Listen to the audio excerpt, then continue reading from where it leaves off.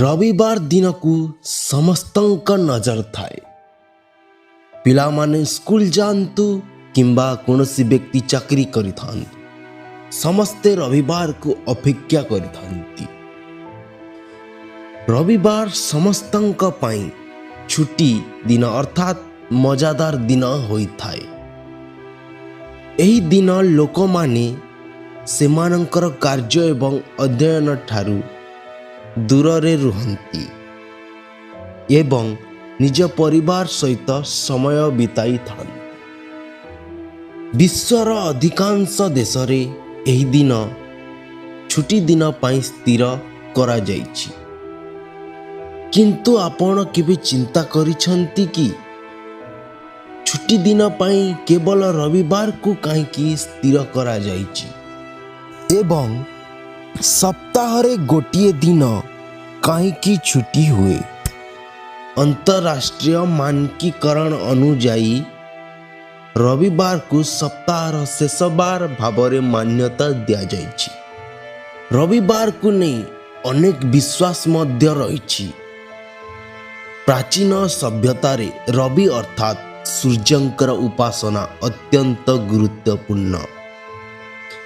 धीरे धीरे एही दिन को सूर्यंक पूजा सहित जडित करागला एवं एहाकू एक शुभ दिन भावरे विवेचना करागला।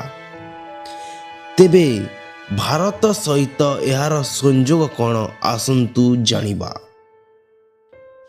रविवार छुट्टी पछरे अनेक लोकंक संघर्ष रहिछि। आज आमे रविवार को छुट्टी दिन पालन करूं, तेणु एहार संपूर्ण श्रेय नारायण मेघाजी लोखंडे को जाइथा। कारण से ही जे छुट्टी पाई प्रथमे लड़ी थिले। जेतेबेले इंग्रेज माने भारत रे शासन करुथिले, सही समय रे श्रमिक मानंकु सप्ताह रे 7 दिन निरंतर काम करिबाकु पडुथुला।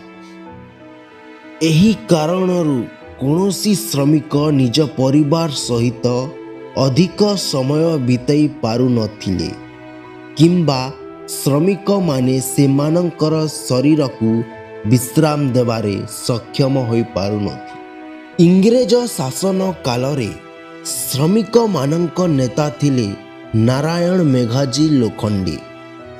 से एही समस्या को इंग्रेज सरकारंक निकटरे रखिथिले एवं सप्ताहर गोटिए दिन रे छुट्टी रखिबाकू अनुरोध करिथिले।